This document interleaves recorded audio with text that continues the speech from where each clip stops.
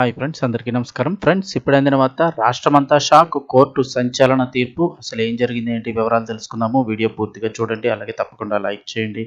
మరిన్ని అప్డేట్స్ కోసం ఛానల్ని సబ్స్క్రైబ్ చేసుకోండి.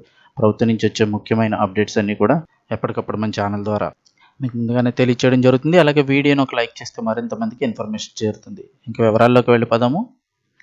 సంచలనం సృష్టించిన తూర్పుగోదావరి జిల్లాలోని కడియం నర్సరీలో మహిళపై సామూహిక అత్యాచారం హత్య కేసులో కీలక తీర్పు వెలువరించింది కోర్టు. కడియం మండలంలో జరిగిన నర్సరీ మహిళపై సామూహిక హత్య కేసులో కోర్టు సంచలన తీర్పు వెలువరించింది. నిందితులైన 4 యువకులకు మరణం వరకు జీవిత ఖైదు విధిస్తూ రాజమండ్రి కోర్టు తీర్పు వెల్లడించింది. కాగా కడియం మండలం బురిలంక గ్రామానికి చెందిన 43 ఏళ్ల వివాహిత రౌతు కస్తూరి స్థానిక నర్సరీలో పనిచేసింది. 2024 అక్టోబర్ 15 ఆమె నర్సరీ పనికి వెళ్లి తిరిగి ఇంటికి రాలేదు. కుటుంబ సభ్యులు ఫోన్ చేసినప్పటికీ ఆమె మొబైల్ స్విచ్ ఆఫ్గా వచ్చింది.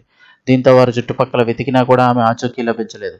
ఆ తరువాత 2024 అక్టోబర్ 16వ తేదీన కస్తూరి భర్త కడియం పోలీస్ స్టేషన్లో ఫిర్యాదు చేశారు. పోలీసులు కేసు నమోదు చేసి దర్యాప్తు ప్రారంభించారు.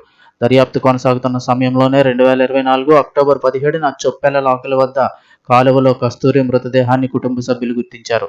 దీంతో ఈ ఘటనపై పోలీసులు మరింత లోతుగా విచారణ చేపట్టారు. నేరం ఎలా జరిగింది అని పోలీసుల దర్యాప్తులో బయటపడిన వివరాల ప్రకారం నర్సరీలో మద్యం సేవిస్తున్న 4 యువకులు పని ముగించుకొని ఇంటికి వెళ్తున్న కస్తూరిని అడ్డగించారు. ఆమె కాళ్ళు చేతులు కట్టి నర్సరీ మొక్కల మధ్యలోకి తీసుకువెళ్లి సామూహిక అత్యాచారం చేశారు. అనంతరం ఆమెను హత్య చేసి సమీపంలో ఉన్న ప్రధాన పంట కాలువలో పడేశారు. అయితే ఈ కేసులో బురిలంక గ్రామానికి చెందిన దేవర యేసు, వెలుబుడి ప్రవీణ్, లోకిన జయప్రసాద్, అలాగే పొట్టిలంక గ్రామానికి చెందిన దాసరి సురేష్ అనే 4గురిని పోలీసులు అరెస్ట్ చేశారు. సౌత్ జోన్ డీఎస్పీ భవ్య కిషోర్ ఆధ్వర్యంలో పోలీసులు భారతీయ న్యాయ సంహిత సెక్షన్లు 70/1, 103/1, 238 రీడ్ విత్ 3/5 ప్రకారం కేసు నమోదు చేసి నిందితులను అరెస్ట్ చేసి జ్యుడిషియల్ రిమాండ్కు పంపించారు. అనంతరం పూర్తి దర్యాప్తు చేసి ఛార్జ్షీట్ దాఖలు చేశారు.